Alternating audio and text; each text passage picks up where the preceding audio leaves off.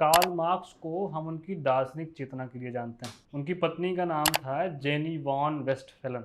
बचपन से ही दोनों एक दूसरे को जानते थे और वे दोनों पढ़े लिखे और साहित्य व्यक्ति थे।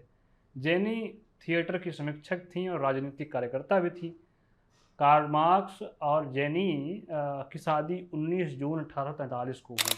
कार्ल मार्क्स ने मैनचेस्टर में इनसे दूर रहते हुए एक बार इन्हें एक पत्र लिखा 21 जून 1865 को। वो आज आपको सुना रहा हूँ।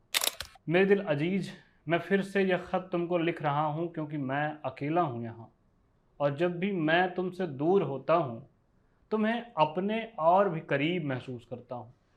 तुम हर एक वक्त मेरे जहन में होती हो और मैं बिना तुम्हारे किसी भी उत्तर के तुमसे कुछ बातें करता रहता हूँ। ये जो क्षणिक दूरियां हैं ये बहुत ही सुंदर होती हैं। लगातार साथ रहते रहते हम एक दूसरे की बातों से, आदतों से इस कदर एकसार होने लगते हैं कि उसमें से कुछ भी अलग से देखा जा सकता है, ये संभव नहीं रहता। फिर छोटी छोटी सी बातें, आदतें बड़ा रूप लेने लगती हैं, चिड़चिड़ाहट भरने लगती है, लेकिन दूर जाते ही वो सब एक पल में कहीं दूर हो जाता है। किसी करिश्मे की तरह दूरियां प्यार की परवरिश करती हैं, ठीक वैसे ही जैसे सूरज और बारिश नन्हे पौधों की करती हैं।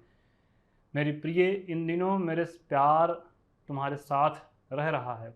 तुम्हारी परछाइयाँ मेरे आसपास रहती हैं। मेरे ख्वाब तुम्हारी खुशबू से भरे रहते हैं। मैं जानता हूँ कि इन दूरियों से परे प्यार को किस तरह संजोना है, संवारना है। जिस पल तुम मेरे साथ नहीं होती हो मैं अपने भीतर प्रेम की शिद्दत को फिर से महसूस करता हूँ। मुझे महसूस होता है कि मैं कुछ हूँ। ये जो पढ़ना, लिखना, जानना, आधुनिक होना, ये सब हमारे भीतर के संशयों को उजागर करता है, तार्किक बनाता है, लेकिन इन सब का प्यार से कोई लेना देना नहीं है। तुम्हारा प्यार मुझे मेरा होना बताता है। मैं अपने होने को महसूस कर पाता हूँ तुमसे प्यार करते हुए ही।